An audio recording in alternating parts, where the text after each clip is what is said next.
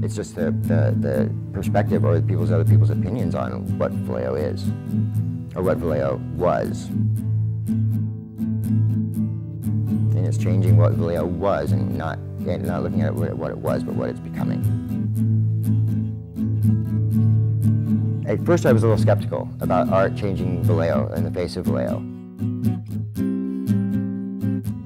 The folks that are around me physically here in the galleries and that have studio spaces nearby or that show up for events downtown, they all seem to be kind of becoming organized and sort of cohesive, trying to make something together that is synchronized so that we can have art events that are all happening at the same time, and we make the downtown a space that people will feel comfortable and delighted to walk around in. We are changing the face of Vallejo. We are changing the way Vallejo is being looked at. My name is Sophia Othman, and I have a local business here called Moonfish Artworks. I have several really exciting projects going on. They're sort of community and guerrilla mosaics, I call them. Either I have permission to put the mosaic on something, and so I'm designing for that. The other stuff I'm doing is I'm ongoingly designing for the downtown really large planters. And I include community folk in that, so I invite people here for periodically on Saturdays to come and just do art with me. It's out on the street, and we just make it, and then later I can put it onto the planters. Vallejo's reputation in the media, in the press, is extremely negative. So folks are afraid of coming to Vallejo. And the folks that talk to me about my gallery being in the middle of the downtown, they're afraid to come down here.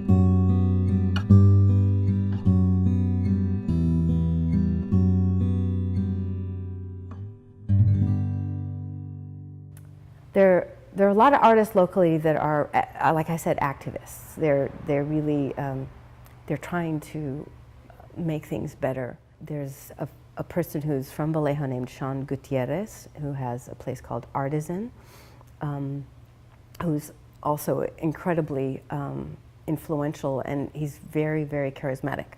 So he really pulls people into his events.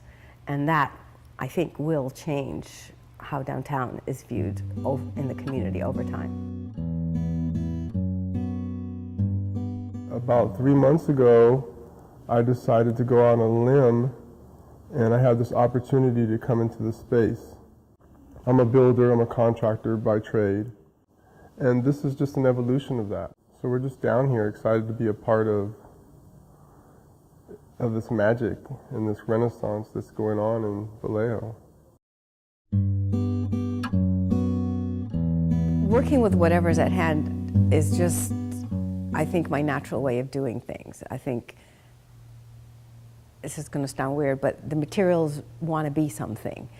And I think if you're open creatively, it sort of speaks, and you see it as images, as, oh, this could be so-and-so, oh, this could be so-and-so.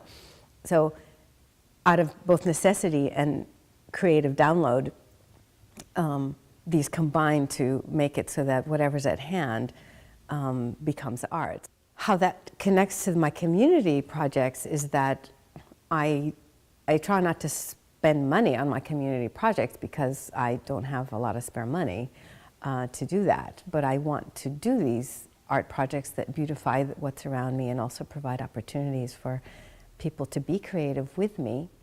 So I solicit donations from tile companies and local contractors who do tile. And people just give me tile once they know that I have mosaic. Out of necessity, I end up having to design out of all of this stuff. And here's the clincher. The thing with donated material is it reflects what people usually decorate with in the way of tile. And that's a lot of white, off-white, really pale browns, real pale greens, a little bit of really pale gray, and then blue tends to show up, but not in huge quantities. This building is my palette, and everyone that comes here are my muse and are the materials of a mosaic. So I realized even in the last week that I'm still doing my work. I'm still a mosaic artist, and I'm using, real people and personalities and creatives as these pieces of mosaics that's creating this ever-changing, organic piece of work and art. I mean, that's how I feel about this building. Like, every week we get to recreate it and mold it. And it happens too with arguments and turmoil and issues, but it's true art, days when you can't have the right stroke or the lighting's not right. It's the same challenges.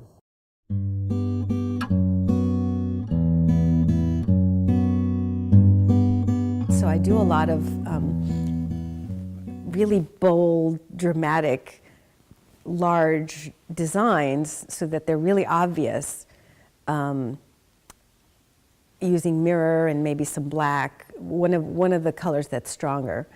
And then I'll do a background that's like pale brown or white or off-white, so that we'll have a really big contrast and you can really see what it is, but it uses up all my white. All of this tile that I have that has no color. So that's how I did the downtown planners in Vallejo. I used a lot of my, I call it refuse tile, for my school project at Hogan High School. And currently I have a project going on that's to decorate the space next door to me, that uses a lot of white and brown as the background color to make the rest of it stand out. It's not easy to sort of take up space as an artist. So there's room and there's opportunity here, and the folks that are here have been very, very welcoming. I think that's like priceless.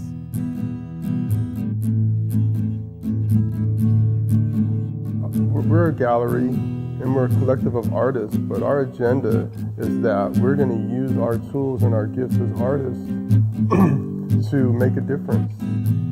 We're all about outreach. We're all about community building.